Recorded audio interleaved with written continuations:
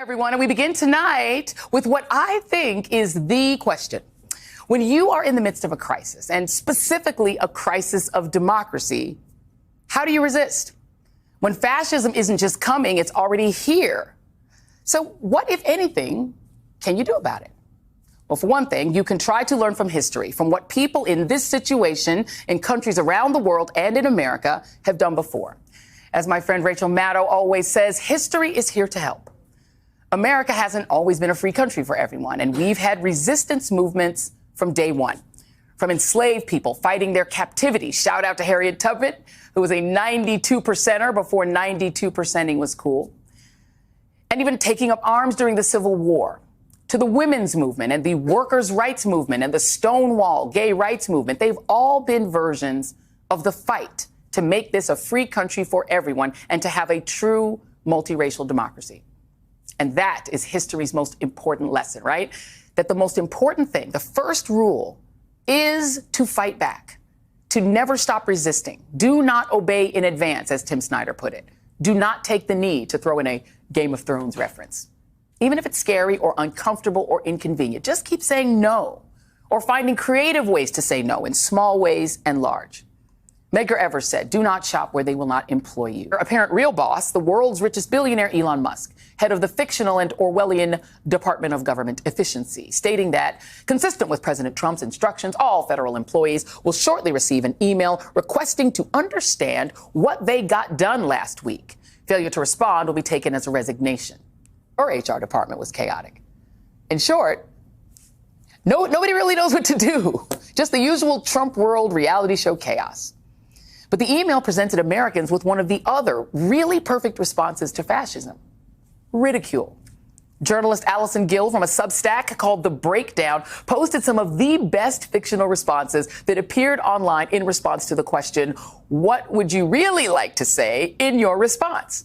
Some of the best included: number one, kept refreshing email to see if I was fired or placed on administrative leave. Number two, tried to concentrate over the sound of colleagues cleaning out their desks. Other than it being hilarious, that this regime that we find ourselves living under is producing massive chaos and trauma in the lives of federal workers and in the country. Just look at this latest round of protests at Tesla dealerships, at town halls.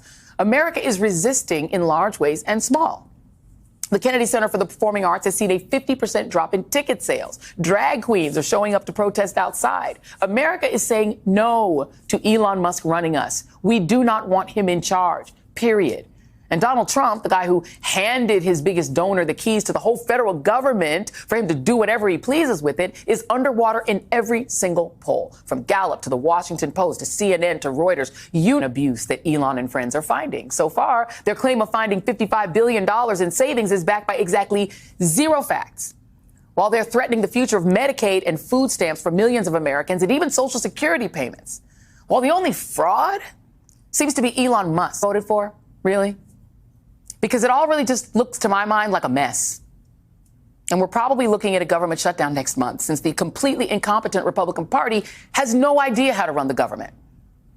And what that tells you is that even when Republicans claim that Trump has a mandate or that he's doing what the American people voted for, they are lying. Nobody voted for this. This is a mess, and not even a normal mess. It's a fascistic mess. Yes, that's right. The woman who callously tried to destroy everyone who didn't agree with her far-left agenda has been cancelled, and now she's the one who is crying. My show had value, and that, that what I was doing had value. And in the end, I try not to cry on TV. And this is kind of like me on TV, so I apologize.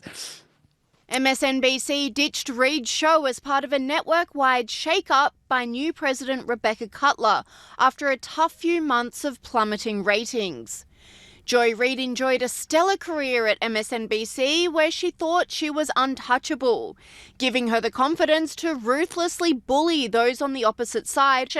To begin our final sprint, having arrived at that point in the election season where basically we on this side of the TV screen have said all we can.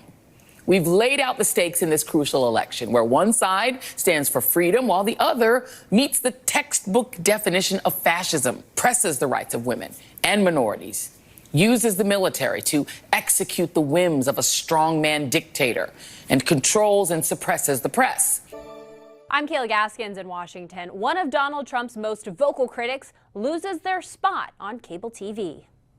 MSNBC shaking up their lineup, canceling liberal firebrand Joy Reid's primetime show, The Reid Out. The Republican Party has made it clear they're not mad at the whole Nazi thing. Reid frequently criticized for controversial statements made on TV and social media. Let me know who I got to vote for to keep Hitler out the White House. If it's Biden in a coma, I'm going to vote for Biden in a coma. So in other words, reparations for white people. President Trump, a frequent target of Reid, celebrating her demise on Truth Social, writing they'd finally gotten up the nerve to fire one of the least talented people in television, the mentally obnoxious, racist Joy Reid, claiming the network should pay restitutions for the damage they've done to the country. Trump also using the post to take jabs at other hosts, including Alex Wagner, who lost her spot, as well as Rachel Maddow and Al Sharpton. As Trump continues his near-decade-long contentious relationship with much of the mainstream media. This past December, Trump securing a $15 million settlement from ABC News and a note of regret in a defamation case involving George Stephanopoulos. Trump also suing CBS and their owner Paramount, claiming deceptive editing of Kamala Harris's 60 Minutes interview before the election. The work that we have done has resulted in a number of movements. But also that my show had value. No. And that, I'm sorry, that what I was doing had value.